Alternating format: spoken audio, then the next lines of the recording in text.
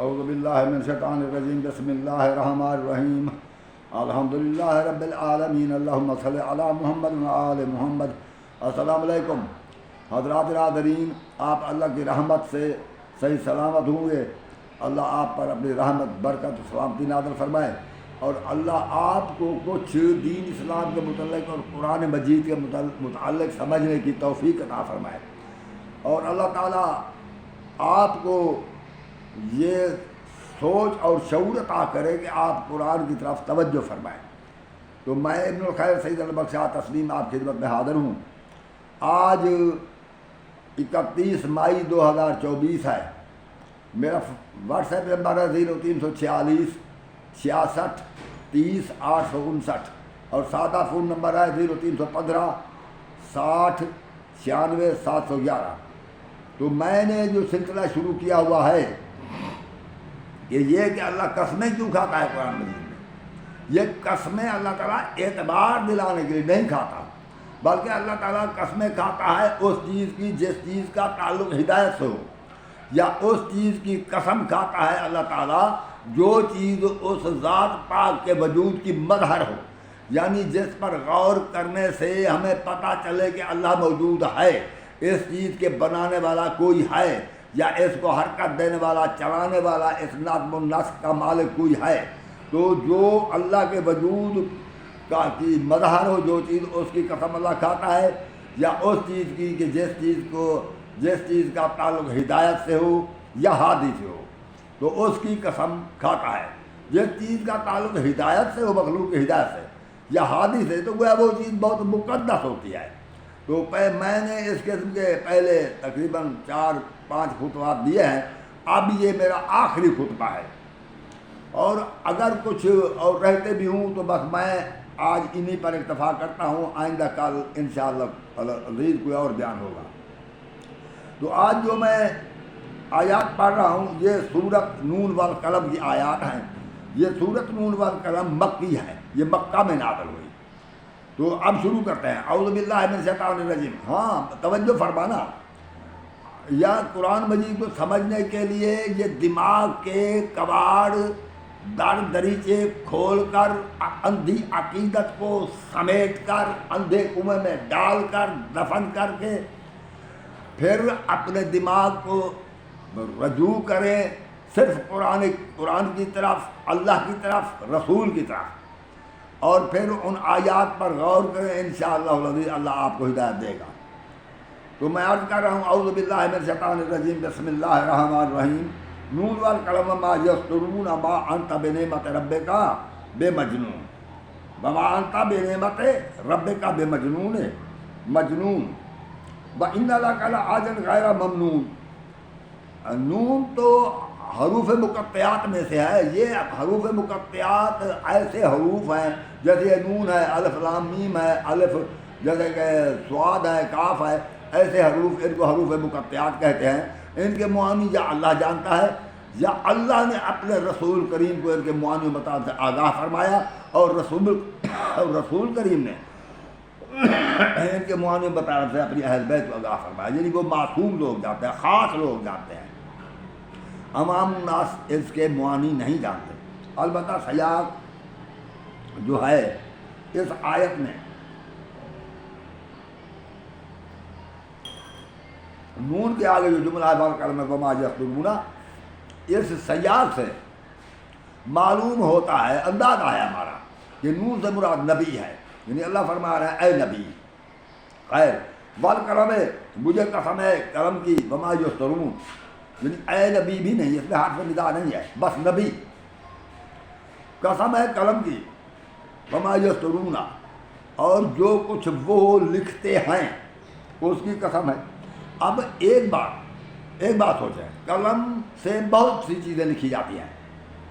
مثلا مودی یہ خط لکھی اپنی فوج کو کہ کشمیر پر ذرا ظلم بڑھا دو، ذرا زیادہ سختی کرو۔ نیتن یاہو لکھے کہ اسرائیل فلسطین پر ظلم بڑھا دو، اور امریکہ لکھے کہ مسلمانوں پر اسلحہ استعمال کرتے کرتے اسلحہ ختم ہو رہا ہے، اسرائیل کے پاس مزید اسلحہ بھیج دو، وہ بھی قلم ہے۔ یزید لکھے کہ امام صلی اللہ علیہ وسلم کو گرفتار کر کے میرے پاس بھیجو، یہ بھی قلم ہے۔ یعنی ایسا قلم کسی ظالم کا قلم جس سے ظلم کرنے کے لیے لکھا گیا ہو، وہ بھی قلم ہے، وہ بھی تحریر ہے، ایسے ظالم کی تحریر کی قسم اللہ نہیں کھاتا، ایسے قلم کی قسم اللہ نہیں کھاتا۔ تو اللہ نہ تحریر کی، نہ ایسی تحریر کی، نہ ایسی قلم کی۔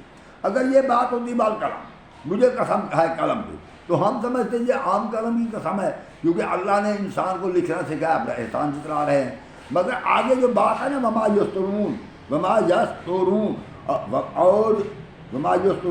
اور جو کچھ وہ لکھتے ہیں، یعنی تحریر کی بھی قسم، تو معلوم ہوا تحریر بھی ایسی ہے جس کا تعلق ہدایت سے ہے، ایسی مقدس اور پاک تحریر ہے جس کی قسم اللہ کہا ہے، قلم کی قسم اور اس تحریر کی جو وہ لکھتے ہیں، جو لکھنا چاہتے ہیں۔ کون؟ نبی،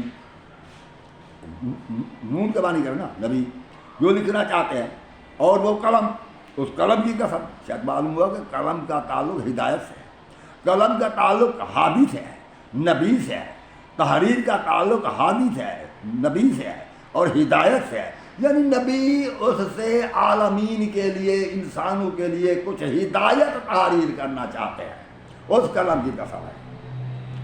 یہ سورۃ مکہ میں نازل ہوئی۔ ما انت بنعمت ربک بمجنون، اور تو اپنے رب کی نعمت کی وجہ سے دیوانہ نہیں ہے۔ معلوم ہوا کسی نے رسول کریم کو دیوانہ کہا۔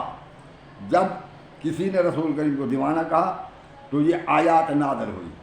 یہ آیات کی علت وجودی، کیونکہ میں نے عرض کیا ہے کہ علت دو قسم کی ہوتی ہے۔ کسی چیز کی ایک تو علت وجودی ہوتی ہے کہ وہ چیز کس طرح کس سبب سے وجود میں آئی، اور دوسری اس کی علت غائی ہوتی ہے کہ اس چیز کو وجود میں لانے والے کو ضرورت کیا تھی اس چیز کے وجود میں لانے کی، یہ کون سی، اس کی کیا ضرورت ہے، تو اسے علت وجودی کہتے ہیں۔ تو ان ربک وان لک لاجر غیر ممنون، اے رسول تیرا اجر تو کم نہیں ہوگا، تیرے لیے تو بے انتہا ثواب ہے، کیونکہ تو قلم بھی، تجھے تو قلم کی ضرورت ہے، اور تو لکھ کر دینا بھی چاہتا ہے، تحریر بھی کرتا ہے، اور تو میرا پیغام بھی پہنچاتا ہے، اور پھر آگے اگر کوئی تجھے فرمائے کہ اس کے تو ذہن میں خلل پیدا ہو گیا، اس کا تو ذہن ٹھیک نہیں ہے، تو یہ نعوذ باللہ من ذالک، یہ تو دماغوں والی باتیں کرتا ہے۔ اگر کوئی یہ کہے تو تیرا اجر ہے، اگر کوئی تیری بات کو قبول نہ کرے اور تیری تحریر کو قبول نہ کرے، تو اسے کوئی لکھوانا نہ چاہے، تو تیرا اجر ہے، کمی نہیں ہے۔ وَإِنَّكَ لَعَلَىٰ خُلُقٍ عَظِيمٍ، اور تو خلق عظیم پر ہے، تیرا بہت بلند اخلاق ہے۔ مگر فَسَتُبْصِرُ وَيُبْصِرُونَ بِأَيِّكُمُ الْمَفْتُونُ، ابھی وہ بھی دیکھ لیں گے، تو بھی دیکھ، ابھی تو بھی دیکھ لے گا اور وہ بھی دیکھ لیں گے، یہ نتیجہ سامنے آنے والا ہے۔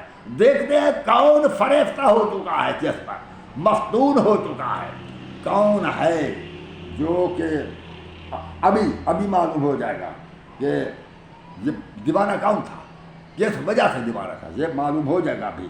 ان ربک هو اعلم بمن ضل عن سبیلہ، تیرا رب جانتا ہے جو اس کے رستے سے گمراہ ہے، وهو اعلم بالمهتدین، اور ہدایت پانے والوں کو بھی تیرا رب جانتا ہے۔ دونوں برابر نہیں، گمراہ اور ہدایت پانے والا، رب دونوں کو جانتا ہے۔ گمراہوں سے ان جیسا سلوک ہوگا ان کی گمراہی کے مطابق، اور داناؤں سے، ہدایت یافتہ لوگوں سے ان کی ہدایت کا انہیں اجر عظیم ملے گا۔ فلا تطع المکذبین، جو تمہیں جھٹلا رہے ان کا تو کہنا نہ مان۔ ودوا لو تدہن فیدہنون، وہ تو چاہتے ہیں کسی طرح تو نرم ہو تو وہ بھی نرم ہو جائیں، مگر بلا تطع کل حلاف مہین ہماز مشاء بنمیم مناع للخیر معتد اثیم عتل بعد ذلک ظنیم ان کان ذا مال و بنین۔ اور ہر ایسے کی بات نہ سننا جو قسمیں تو کھاتا ہے، قسمیں کھاتا ہے، میں سچا ہوں اپنی سچائی پر، مگر اس کی سچائی کو نہ ماننا یہ جھوٹا ہے، اور یہ قسمیں کھانے والا ذلیل اور یہ تانے دینے والا ہے، اور یہ چغل خور ہے، ادھر کی ادھر لگانے والا، اور یہ بھلائی سے روکنے والا، حد سے بڑھنے والا بد کردار ہے، اور دل بعد ذالک کا دنی، اور اس سے بڑھ کر یہ بد اخلاق جو ہو، اور اس پر ترا یہ کہ یہ زنا زادہ ہے، ذالک کا دنی میں یہ زنا زادہ ہے، ان کا رضا مال و بنی، وہ وجہ یہ ہے کہ اس کے بیٹے ہیں اور کچھ مال رکھتا ہے۔ اذا تتلی علیہ آیاتنا، جب ہماری آیاتیں اس پر پڑھی جاتی ہے، قال اساطیر الاولین، تو کہتا ہے یہ تو پہلے لوگوں کی کہانیاں ہیں، گزر چکی ہیں، یہ وہی بیان ہو رہی ہیں۔ سناسمہ علی الخرطوم، ہم اس کی سور جیسی تھوتھری پر داغ دیں گے۔ میرے بھائی، میں نے یہ ترجمہ جو پڑھا ہے یہ احمد رضا بریلوی کا ہے، اس نے ترجمہ کیا، میں نے اپنی طرف سے کوئی نہیں بیان کیا، ترجمہ ان کا ہے، یا صحیح ہے یا غلط ہے، احمد رضا بریلوی جانے اور تم جانو، کوئی مجھ پر یہ ترجمہ کرنے کا اعتراض نہ کرے۔ میں نے آپ تک اللہ کا یہ پیغام پہنچایا ہے۔ بات یہ ہے کہ اللہ قسم کھاتا ہے تحریر کی اور قلم کی اور تحریر کی قسم کھاتا ہے۔ معلوم ہوتا ہے قلم بھی بہت پاک ہے، تحریر بھی بڑی پاک ہے، جس کی قسم اللہ کھا رہے ہیں۔ خیر، اور دیکھو ایک شاعر رومانوی اشعار لکھتا ہے کہ تو کل کہاں گئی تھی، میں تو پتہ نہیں کیا ہے کہ بستر مرگ شب غم جانا ہوں گے، کیا اس کی قسم اللہ کھائے گا؟ نہیں۔ تو قسم جس کی کھا رہے ہیں وہ کوئی شے بھی، تحریر بھی ایسی ہے، کوئی کسی پر ظلم کرنے کے لیے خط لکھے یا کچھ تحریر کرے تو اس کی قسم اللہ نہیں کھاتا۔ اگر کوئی رومانوی اشعار لکھے کسی جن سے مخالف کو بہکانے کے لیے تو اس کی اللہ قسم نہیں کھاتا۔ کوئی فضول ناول لکھے تو اس کی اللہ قسم نہیں کھاتا۔ اللہ وہ مقدس اور پاک ہستی ہے، وہ اس تحریر کی قسم کھاتا ہے جو تحریر ہدایت کے لیے۔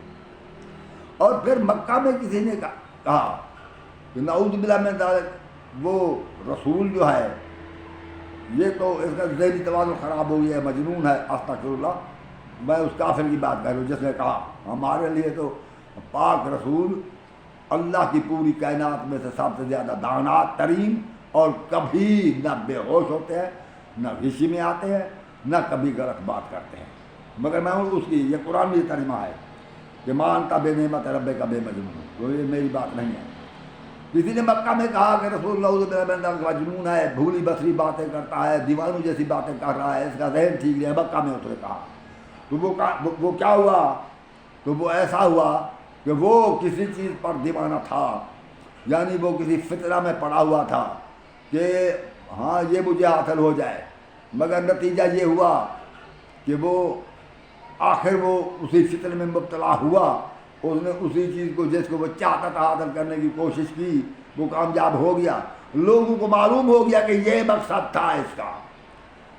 اچھا خیر، اور اس کے بعد اللہ فرما رہے ہیں میں جانتا ہوں یہ وہ گمراہ ہے، تو ان کا کہنا نہ ماننا، تو اخلاق پر ہے، یہ تجھے تیری تحریر کی قسم، تیرے قلم کی قسم، تیری تحریر کی قسم، تیرا جو اجر ہے وہ غیر ممنون ہے، تیرے اجر میں کوئی کمی نہ کی جائے گی، مگر یہ چغل خور ادھر ادھر کی باتیں لگاتا پھرتا ہے، اپنی پارٹی بناتا ہے۔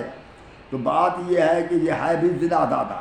اگر کل کسی نے مکہ میں رسول کریم کو یہ کہا تھا کہ اس کا ذہنی توازن خراب تو زنا دادا ہوا، اگر کسی نے مدینہ میں کہا کہ یہ بھول رہا ہے، بہکی باتیں کرتا ہے، غلط ہے، اس کا ذہنی توازن خراب ہے تو وہ زنا دادا ہوا، اگر کوئی اس میں بعد میں کہا تو زنا دادا ہوا، اگر کوئی آج کہے کہ رسول صلی اللہ علیہ وسلم معاملے میں بھول گیا تو وہ زنا زادہ ہوا، اگر کل کو کوئی کہے، کیونکہ یہ آیات اب کلیہ ہے، جب بھی کوئی رسول کریم سے کہے نعوذ باللہ من ذالک یہ بھول گیا، یہ بھولی باتیں کرتا ہے، نعوذ باللہ من ذالک یہ دیوانہ ہے، اس کے ذہن میں اختلاط پیدا ہو گیا، تو وہ زنا زادہ ہے، جب کہے جو کہے وہی زنا زادہ ہے۔